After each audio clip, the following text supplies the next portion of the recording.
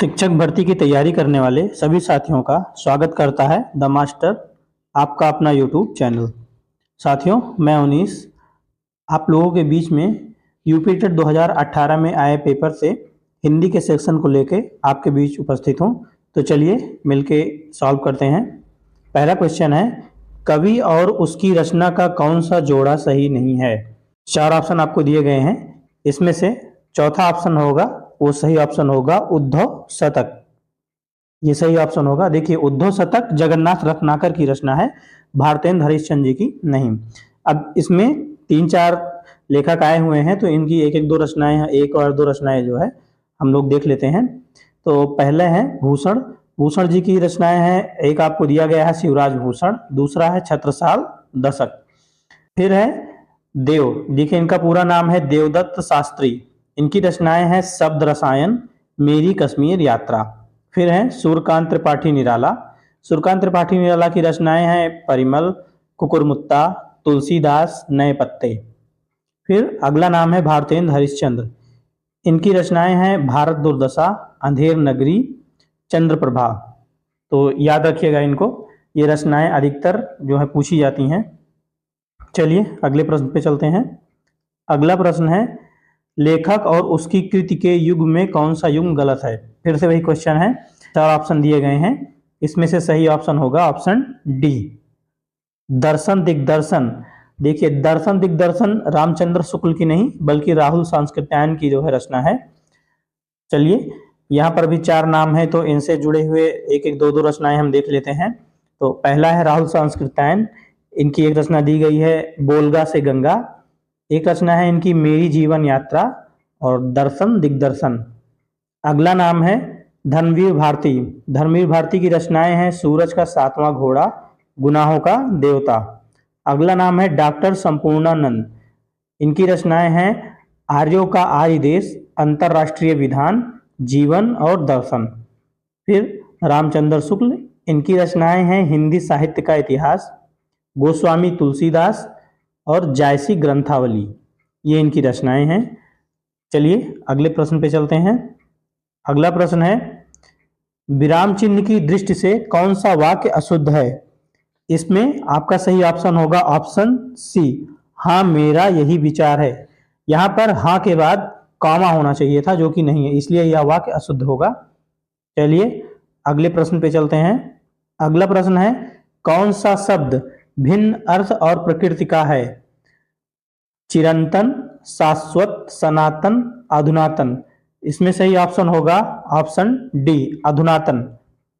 अधुनातन का अर्थ होता है नया, लेटेस्ट।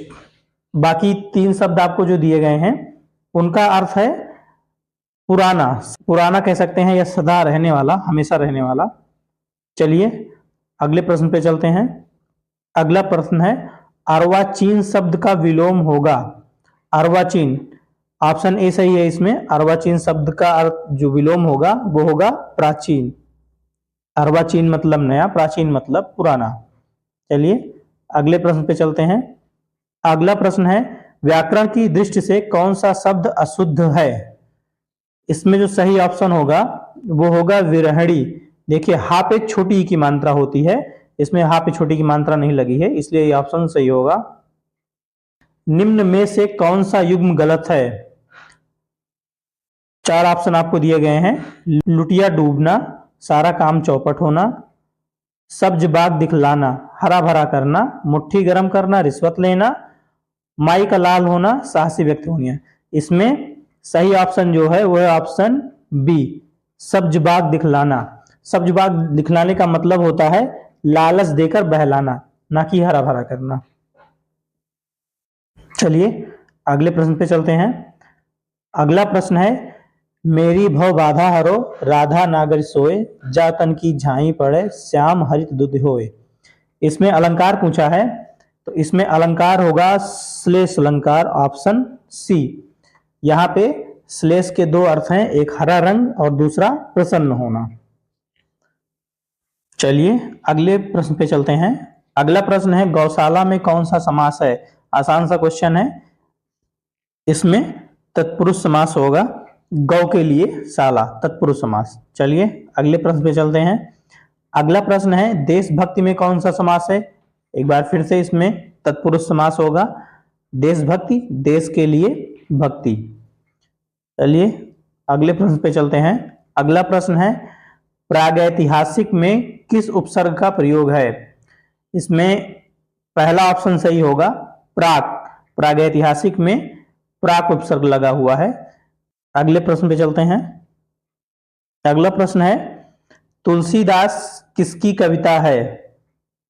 तो ये सूर्यकांत त्रिपाठी निराला की कविता है। ऑप्शन डी सही होगा इसमें, सूर्यकांत त्रिपाठी निराला। चलिए अगले प्रश्न पे चलते हैं।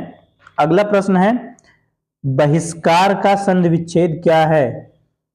इसमें ऑप्शन सी सही होगा, बहिधन कार। ये विसर्ग संधि का उदाहरण है, जहां पर का, खा, पा, फा आने पर जो है उत्साह हो जाता है विसर्ग के बाद। अगले प्रश्न पे चलते हैं। अगला प्रश्न है वैदेही वनवास किसकी रचना है। तो वैदेही वनवास रचना है अयोध्या सिंह उपाध्याय हरिऔध की। ऑप्शन ए सही होगा यहां पर। चलिए अगले प्रश्न पे चलते हैं। अगला प्रश्न है निम्न में से पुल्लिंग शब्द का चयन कीजिए। पुल्लिंग शब्द इसमें है पहिया। ऑप्शन ए, पहिया जो है वो पुल्लिंग शब्द है। चलिए अगले प्रश्न पे चलते हैं। देखिए अब आपको दिया गया है एक पैसेज, इसको पढ़ना है और जो है इससे दिए गए प्रश्नों के उत्तर देने हैं। स्पष्टता, आत्मविश्वास, विषय की अच्छी पकड़ और प्रभावशाली भाषा में अपने विचारों और भावनाओं को व्यक्त करना ही संप्रेषण कला है, जो निरंतर अभ्यास से निखारी जा सकती है। एक दिन में कोई अच्छा वक्ता नहीं बन सकता तथा भाषा पर अनायास ही किसी की पकड़ नहीं हो पाती। इसी अभ्यास से स्वामी विवेकानंद ने जिस संप्रेषण कला का विकास किया था, उसने विश्व धर्म सम्मेलन में लाखों अमेरिकी निवासियों को चकित और मोहित कर दिया था। पहला प्रश्न है संप्रेषण कला क्या नहीं है। तो संप्रेषण कला अलंकरण नहीं है। इसमें ऑप्शन ए सही होगा, अलंकरण। चलिए अगले प्रश्न पे चलते हैं। अगला प्रश्न है संप्रेषण कला का विकास किससे होता है। संप्रेषण कला का विकास किससे होता है, अभ्यास से। ऑप्शन ए सही होगा इसमें।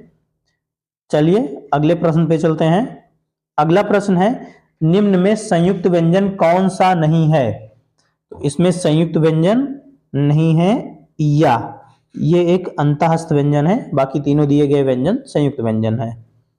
चलिए अगले प्रश्न पे चलते हैं। अगला प्रश्न है मृत्युंजय पद में कौन सा समास है।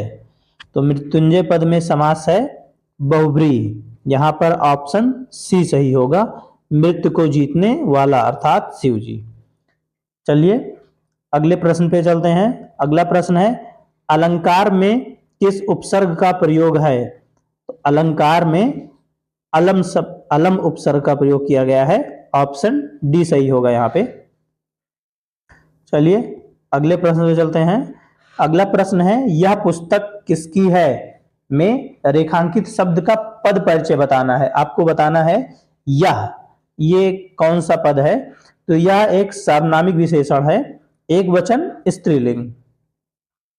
ऑप्शन ए सही होगा इसमें।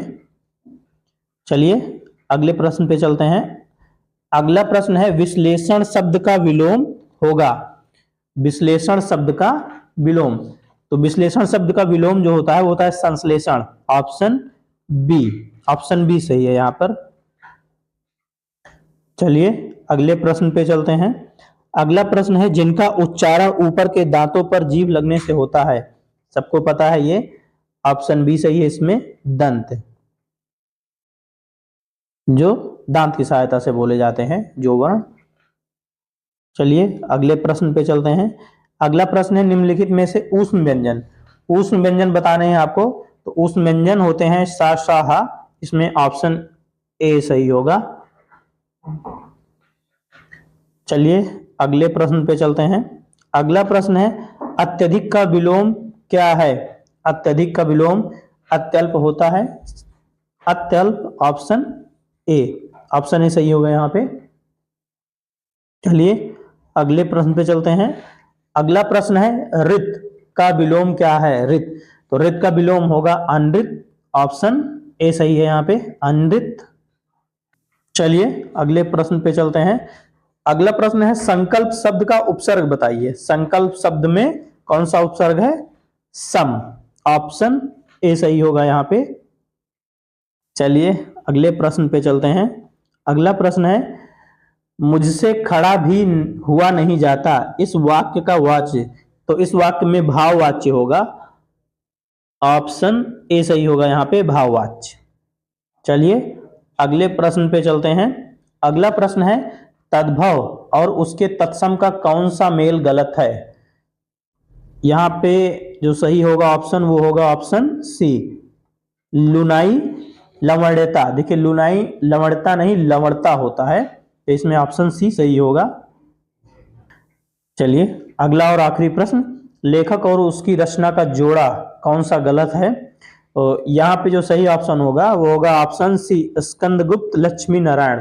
देखिए स्कंदगुप्त लक्ष्मी नारायण मिश्र की नहीं बल्कि जयशंकर प्रसाद की रचना है। तो आपने 30 क्वेश्चन सॉल्व किए होंगे।